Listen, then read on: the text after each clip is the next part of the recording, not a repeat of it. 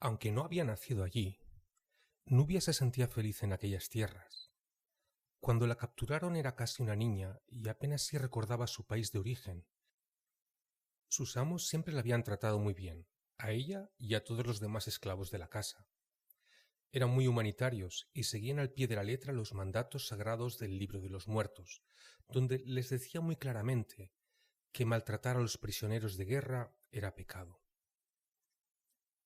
Sin embargo, y a medida que fue creciendo, se había dado cuenta de que no todo el mundo pensaba así. Había visto esclavos públicos que no pertenecían a ninguna familia y que trabajaban de sol a sol en la construcción de carreteras empedradas para poder transportar sobre carros los enormes bloques de granito que deberían emplearse en la construcción de las pirámides. Había sido testigo de cómo eran apaleados delante de todos y le habían contado que durante la noche eran encadenados y quedaban bajo la vigilancia de unos soldados extranjeros, que al no conocer la lengua egipcia no podían entender sus súplicas desesperadas y así no compadecerse de ellos. Todo aquello la había confundido mucho, y se sintió tan asustada al verlo que decidió pasar prácticamente todo el día con sus compañeras en los jardines de sus amos, disfrutando del benigno clima de las orillas del Nilo y sin querer pensar en lo que sucedía más allá de las paredes de su confortable prisión. Su amo pertenecía a la más alta nobleza faraónica. Hacía tiempo que éste había partido a la guerra. Ella le vio marchar protegido con una armadura de tela, con bandas entrecruzadas de muchos colores, y tocado con un casco cilíndrico que brillaba al sol. Vinieron a buscarle muchos soldados con arcos y flechas, y otros con lanzas y escudos. Él se montó en un carro de 2 ruedas tirado por 2 caballos, decorados también con brillantes colores y penachos de plumas, y se alejó por el camino que conducía a las afueras de la ciudad. Toda la familia lloró su partida, pero de aquello hacía ya mucho tiempo. Nubia pasaba alegremente los días de su juventud como una fruta deliciosa que madura poco a poco al sol, consciente de su belleza.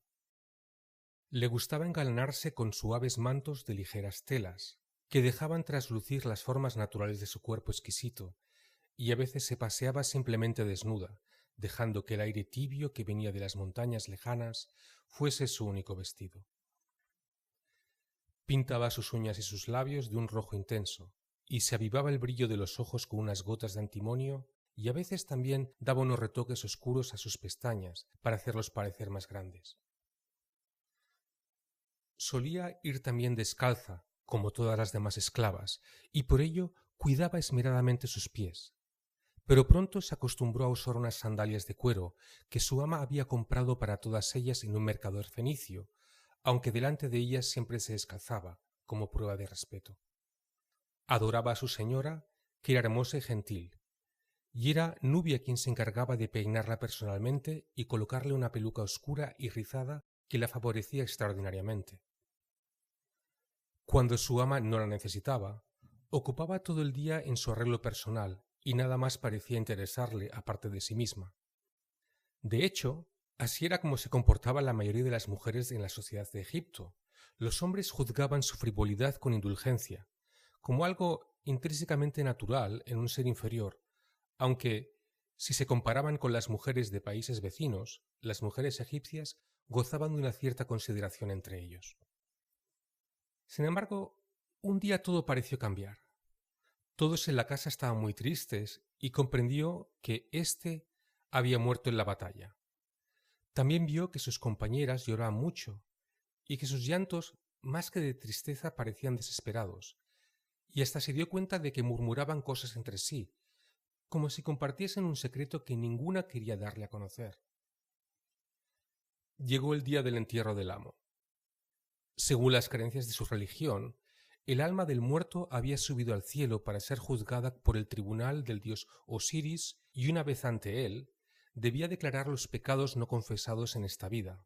Por eso habían momificado su cuerpo y lo llevaban a la tumba familiar dentro de un sarcófago pintado con la propia cara del difunto.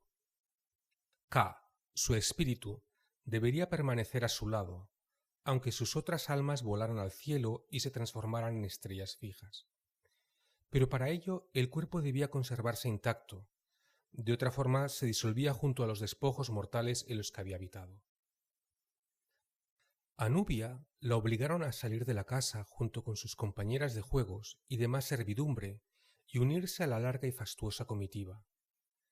Los sacerdotes llevaban puestas las máscaras que correspondían a sus dioses, advocados con cara de animales: el ibis, el buitre, el gato, el buey, el cocodrilo, y avanzaban solemnes en vanguardia. Después venían los carros tirados por los caballos, engalanados y cargados con las provisiones y los objetos de uso personal, ya que según sus creencias, Ka tenía las mismas necesidades en la vida que en la muerte. Más atrás iban los escribas, con sus papiros bajo el brazo, donde estaban escritos los libros sagrados, puesto que el amo iba a ser enterrado conforme a su alto rango. Al cabo de muchas horas de marcha, la gran pirámide comenzó a verse a lo lejos, con sus 4 ángulos señalando los puntos cardinales del cielo. A ambos lados del camino se extendían grandiosas esfinges guardianes, silenciosas y fieles de la tumba, que parecían mirarla de un modo muy extraño, como para advertirla de un peligro desconocido, y Nubia comenzó a sentir miedo. Llegaron frente al enorme monumento. Las gigantescas puertas se abrieron y poco a poco la hilera humana fue engullida dentro de la descomunal piedra, que parecía querer tocar el cielo con su vértice. Nubia fue la última en entrar y entonces comprendió horrorizada. Intentó dar media vuelta y salir huyendo, pero los grandes muros de la tumba ya se habían cerrado tras sus espaldas. Su mente comenzó a girar rápidamente, planteándose cosas que jamás había pensado. Se daba cuenta que quizás debía haber intentado vivir de un modo distinto. Quizás debió ser curiosa y averiguar algo más sobre la vida que había más allá de su jaula de oro. Quizás debió intentar huir, pero ya era demasiado tarde. En el oscuro vientre de la tumba de su amo ya nadie más volvería a ver sus hermosos ojos, ni sus bellas formas cubiertas con sedas y perfumadas con bálsamos de incienso. Miró aterrorizada a sus compañeras de infortunio, pero a su lado sollozaban con amargura, y comprendió entonces cuál era el secreto que nadie había querido compartir con ella. Nubia no lloró. Se acurrucó en un rincón de la estancia iluminada por antorchas que poco a poco languidecían por la falta de oxígeno, y esperó la llegada de la muerte con serenidad. Había aceptado su destino. No había vivido como una auténtica mujer, pero moriría como tal.